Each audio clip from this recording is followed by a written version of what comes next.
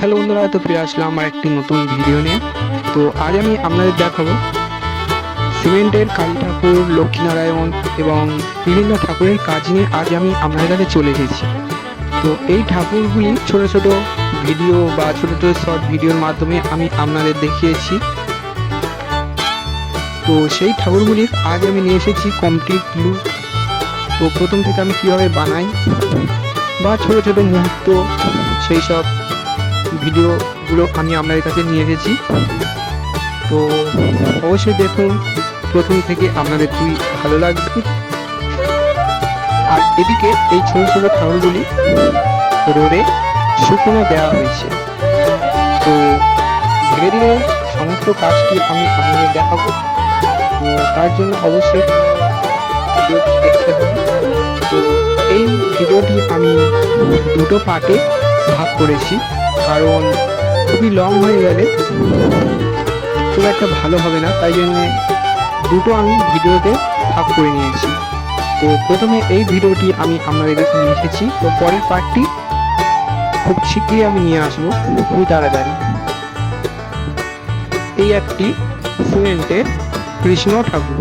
তো দুটো ঠাকুর আলাদা আলাদা হবে, একটি কৃষ্ণ এবং একটি রাধা। তো এদিকে প্রায় সব ঠাকুরগুলি গয়না মারা প্রায় কমপ্লিট হয়ে গেছে।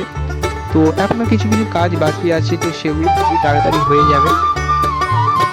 তো দেখতে পাচ্ছেন আমি এখানে সাদা পাইমারটাও মেরে নিয়েছি। তো সাদা পাইমারটা মারার পরে আমি এবারে সমস্ত কাজটি আবার শুরু করব। তো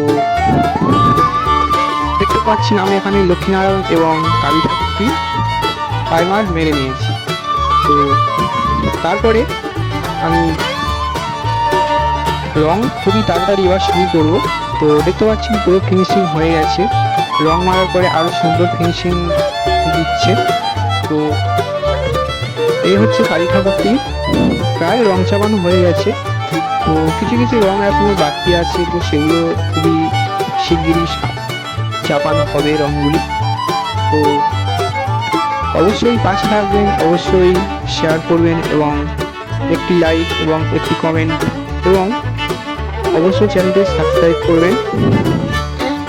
তো দেখতে পাচ্ছেন এখানে প্রায় কাজগুলি কমপ্লিট হয়ে গেছে। তো কাজটা কেমন হয়েছে অবশ্যই কমেন্টে জানাবেন। তো এখানে কালী ঠাকুরটি প্রায় চোখ আঁকা কমপ্লিট হয়ে গেছে। তো কিছু কিছু কাজ আমি আপনার কাছে শেয়ার করছি। তো কেমন হচ্ছে আমার এই ভিডিওটি অবশ্যই কমেন্টে জানাবেন। তো দেখা হচ্ছে পরবর্তী ভিডিও নিয়ে, পার্ট 2 নিয়ে। তো টাটা।